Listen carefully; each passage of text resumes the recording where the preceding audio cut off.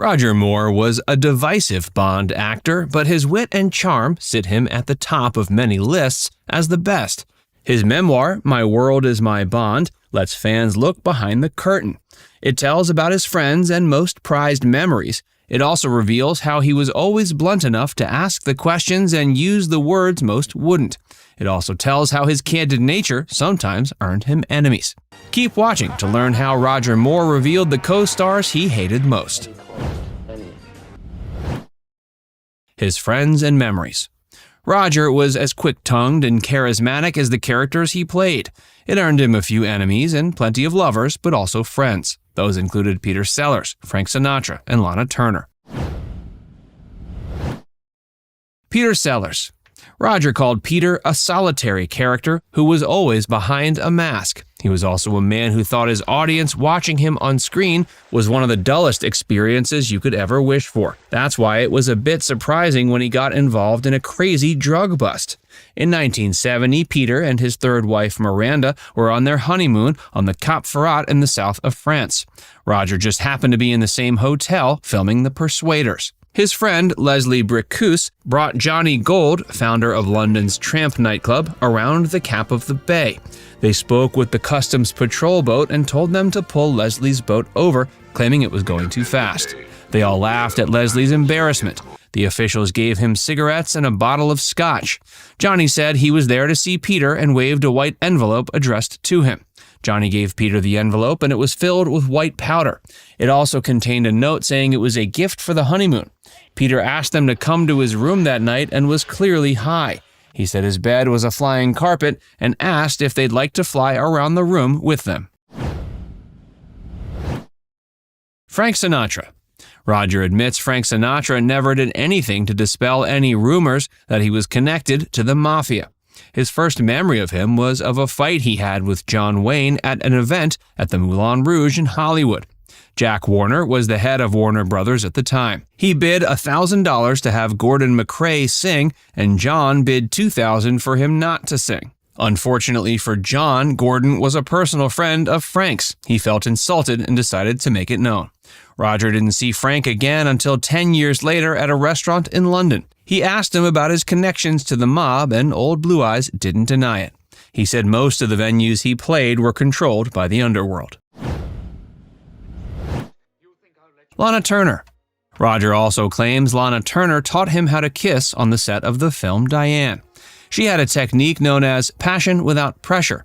He didn't think he needed it at first because he'd been married several times with no complaints, but it improved the film. He also says he'll always remember her for the day she swore at producer Edward Knopf and stormed off stage after a small difference of opinion. Roger asked about it later, and she said she was just getting Hollywood back for all they'd done to her. Feuds he remembers. Bette Davis and Joan Crawford were one of the most famous feuds in all of Hollywood. Roger got a taste of it in the 60s.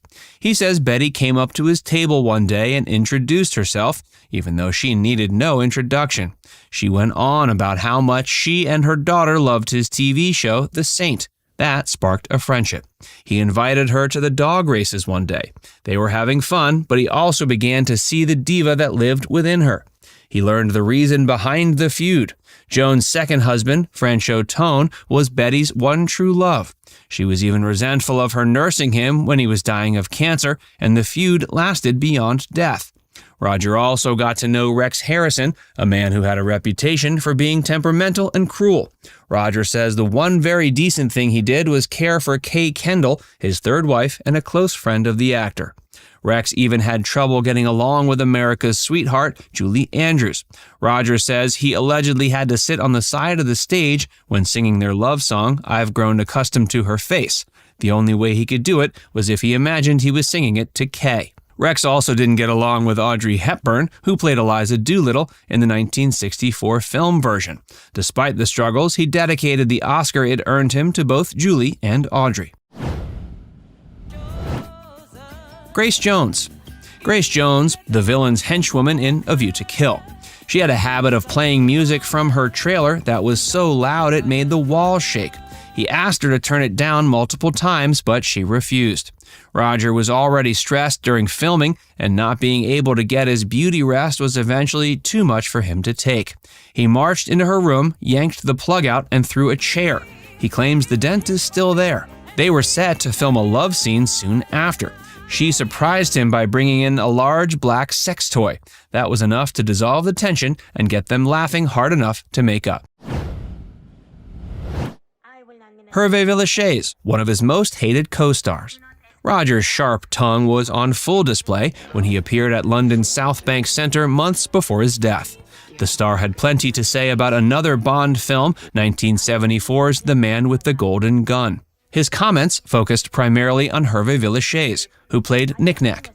He told the public all about the 3-foot 11-inch man's alleged sexual escapades. In fact, he called him a sex maniac. He said Hervé used to touch him inappropriately despite being told to stop. He also claimed he would go to Hong Gold and go to clubs looking for girls with a flashlight. Roger also remembers a sexual conversation they'd had. He asked Hervé how many women he'd slept with during filming, and he said it was 35. Roger claimed they, quote, didn't count if he paid for them, but Hervé said, sometimes when I pay, they refuse. These claims about his sex life may or may not have been true, but they didn't help his career. He played Tattoo in Fantasy Island, starting in 1978, but was fired in '84. Pay disputes were a part of it, but so were claims of sexual advances from female cast members and crew. Villechaize died of a self-inflicted gunshot wound on September 4, 1993. He left a suicide note that said, "No one is to blame for this." Being James Bond. James Bond was the role that made Roger more famous. The first time he took it on was in the 1973 film Live and Let Die. Throughout his run, he starred in 7 films and played the character for 12 years. He gave it a debonair flair and a sharp wit that audiences loved. He exuded confidence, but even audiences noted a few moments where he was clearly uncomfortable. Hating guns. Roger told of an early experience with guns in his memoir. He was shot with a BB gun in the leg as a teen. He wasn't hurt, but had a lifetime disdain for firearms. He hated what guns represented, but 007 has had at least one since the first film, Dr. No, in 1962. While Roger took on the role, his character favored a Walter PPK, but also used a .44 Magnum and a variety of assault rifles. He was so uncomfortable he tended to blink while shooting. He revealed in the commentary track of 1985's A View to Kill that a traumatizing event made it even worse. He put his feelings aside and volunteered for a refresher course in the Army. Neither Roger nor the staff knew that he was handed a gun with a blocked mechanism. When he pulled the trigger, it exploded in his hand. He wasn't injured, but it did have a major mental effect on him. He went deaf for a few days, and the crew had to delay filming until his hearing returned. Roger admitted to more than a fear of firearms in the commentary for A View to Kill. He also expressed it was his least favorite film in the franchise. He disliked the violence in it. His least favorite moment was the scene involving the villain, Max Zorin, played by Christopher Walken. He fires an Uzi submachine gun haphazardly into a large group of people, as if he doesn't care who he hits. He admitted to feeling disappointed in A View to a Kill because it depicted more brutality and bloodshed than in previous films. The Spy Who Loved Me was his favorite, and the one he enjoyed doing the most. Fans and critics also preferred it. Now it's time to hear from you. What's your favorite Bond film? Let us know in the comments section below.